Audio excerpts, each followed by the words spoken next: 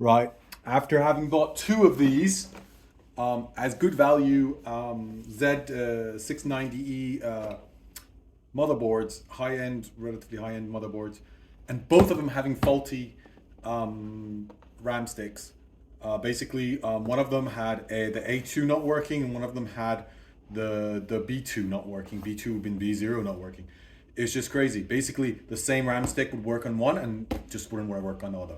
So it can't be the CPU, because if there's a CPU issue, then it would be different slots. It would be the same slot on the two motherboards because the slots are wired exactly the same. Two instances of this, so I'm really disappointed. I mean, they were Amazon warehouse items, but it's a combination failure of Amazon warehouse as well as Asus, because the first time they sent it back, Amazon didn't realize the motherboard was faulty and so resold it, a faulty motherboard, which is pointless. So finally, thanks to Amazon Instant Delivery, these are going back, so I'll let you know how long it takes for Amazon to refund, but it was gonna take forever. So we got like some money's locked up there until Amazon refunds me. I went for Z690 Classified. I've never used EVGA motherboards, so I thought I'll do a unboxing, and hopefully the two RAM sticks will work, and I don't have to rebuild my computer again. I mean, I'm so sick and tired of it. I built the computer all weekend and spent so much time on it. If you've seen my previous videos, I was previously purely on AMD platforms. I considered AM5, but basically I just found it should be cheaper to move to Raptor Lake. And let's see. So let's start. It's not annoy people too much with the unboxing. And I will provide the sound quality myself. So don't have a video editor, not pro, total noob, and no one's sponsoring me. So therefore, I'm buying all this from my own budget. But hopefully Amazon will refund me for those. So fingers crossed, because if it gets lost, it's such a pain in the ass to try to get it. And there's another change you haven't noticed. I'm in America. Previously I was in the UK, so all my videos were made in London. Now they're not. Okay, it's pretty nice little thing. How exciting. So far so good. Nothing special, nothing bad. Accessory kit, nice. It's like it's kind of separate. Okay. And there you go, it's a motherboard. People say they like the aesthetics of the EVGA. I don't know. I mean, the pictures don't look so much better. I mean, the aesthetics of the Lian Li is really good, but I've got another, actually AIO, which is, I think, better. So maybe I'll keep that or sell that. I'm not sure.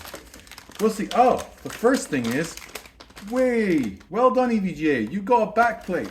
This similar cost Asus, Z690E, which is supposed to be like similar, really powerful VRM, doesn't have a backplate, which is like, it's got all these extra crap. Like, you don't need like a Hyper M2, loads of extra M2 slots with a PCIe dedicated port, but doesn't have a backplate, which is like, okay. I mean, it would cost Asus a lot less to put a backplate on and not give you a Hyper M2 slot, but there you go. That's Asus for you, for their marketing. So let's open this and see what's inside there. EVGA. I mean, I read a couple of reviews on this and it said not bad. So I'm just hoping I was between this or the ASRock Steel Legend, because they're a similar price, but the ASRock is a Z790. 790 was supposed to have better DDR5 RAM support, but well, let's just hope that this is. First of all, let's make sure this is actually DDR5. And yeah, it is DDR5. We saw the little packet there. So there, it looks nice. Hey, nice, two little buttons on the motherboard. Actually, the reset button was on the back plate on the Asus, so that's pretty cool. Then you don't need to hook anything up. This is not so cool because, yeah, if you're gonna open up your computer to reset it, then hey, what the hell? You might as well just have a jumper. It's not like that big of a difference. Yeah, I was hoping it's in the back plate, but it's not. Otherwise, it looks pretty nice. I can see why they say it looks heavy. It's the backplate. The backplate is critical. I think I think it's because of the backplate also the Asus is getting all these RAM issues. Slight bends in the motherboard can easily disconnect or cause a bad connection between one of the boards, and that will screw up. DDR5 is very sensitive. It's even more sensitive than DDR4 and DDR3. It's getting worse and worse. So motherboard makers have to really, really be careful, because it's really annoying when you got one stick working here, you move it here, it doesn't work. Move it here, it works. Move it here, it doesn't work. Outside the normal problems that we already had with DDR4 is boot stuff. Most XMP profiles don't boot. You have to go into the motherboard, increase the voltage, so which makes it a pain for non-specialists.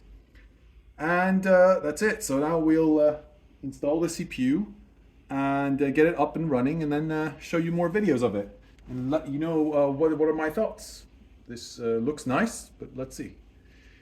It's on a similar price bracket. I'm brand new right now. The Z690E is more expensive in the US than this, because this is on sale. But there should be similar class.